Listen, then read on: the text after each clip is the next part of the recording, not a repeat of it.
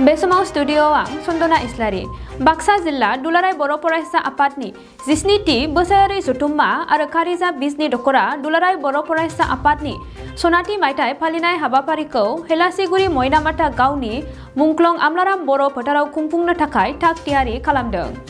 बे हाबाफारिखौ फैगौ 2022 मायथाइनि 7, 8 आरो 9 जानुवारि अक्ट'आव खुंफुंनो थाखाय आखायाव लानाय जादों। दिनै मुंख्लं आमलाराम बर' फोथाराव गाहाय खुन्थिया गायसंनाय हाबाफारि लानाय जादों। बे खुन्थिया गायसंनाय हाबाफारियाव बाहागो लानानै बाक्सा जिल्ला दुलाराय बर' फरायसा आफादनि आफादगिरि उमेश दैमारि आरो बानजाय आफादनि आफादगिरि गान्धी बसुमतारी बिथाङा मा फोरमायखो खौरांगिरि अनजय बसुमतारीनि हेफाजाबजों आबुङै मिन्थिना लानि। बाक्सा जिल्ला दुलाराय बर' फरायसा आफादनि 17थि बोसोरारि जख'न्थाइ आरो बे जख'न्थाइनि दिनै गिबि खुन्था गायसननाय हाबाफारि बे हाबाफारिखौ दिनै मैनामाथा बे गामियाव दिनै लानाय जादों आरो बे माने बेवहाय जोङो मोनसे मुं होनाय जादों मुंख्लं अमलाराम बर' बिथांनि मुङाव बे नोगोर बे मुंखौ होनानै दिनै फैबाय थानाय 17थि बोसोरसालिया जख'न्थाइ बाक्सा जिल्ला दुलाराय बर' फरायसा आफादनि बेखौ मावफुंनो थाखाय थि खालामबाय आरो बेवहाय जोंजों लोगोआव जे आरसि कमिटि दङ बेहाय रायदाव आफादनि दिनै मानगिदिर चेयारमेन गान्धी बसुमतारी बिथां दङ आरो जोंनि बाक्सा जिल्ला दुलाराय बर' फरायसा आफादनि गाहाय आफाद जोंनि गाहाय नेहाथारि लोगोसे बायदि बिबानाव थानाय बिबानगिरि आरो कारिजा बिजनि दख'रा दुलाराय बर' फरायसा आफादनि आरो रायजो राजाया बेवहाय मददनि गेजेरजों दिनै खुन्था गायसननाय हाबाफारिखौ जागायबाय। आसा खालामदों बे खुन्था गायसननायजों जोंनि फैबाय थानाय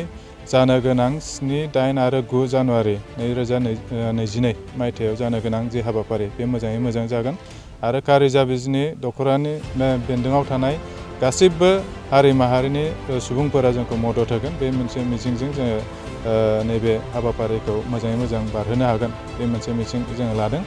आरो कारिजा बिजनि जिखिनि रायजो राजा बिथांमोना खोब गोसो गुदुङै बे हाबाफारिखौ मावफुंदों आसा खालामदों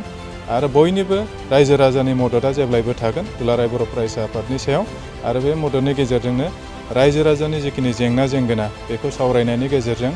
जिखिनि जों हाबाफारि लानांगौ हाबाफारि बिथांखि लानानै हाबाफारि मावनांगौ बे हाबाफारि बिथांखि लानाय हाबाफारियाव जाहाथे रायजो राजानि जेब्लायबो मददखौ जों मोनगोन बे मोनसे आसाखौ जों खालामो। बाक्सा जिल्ला एबसुनि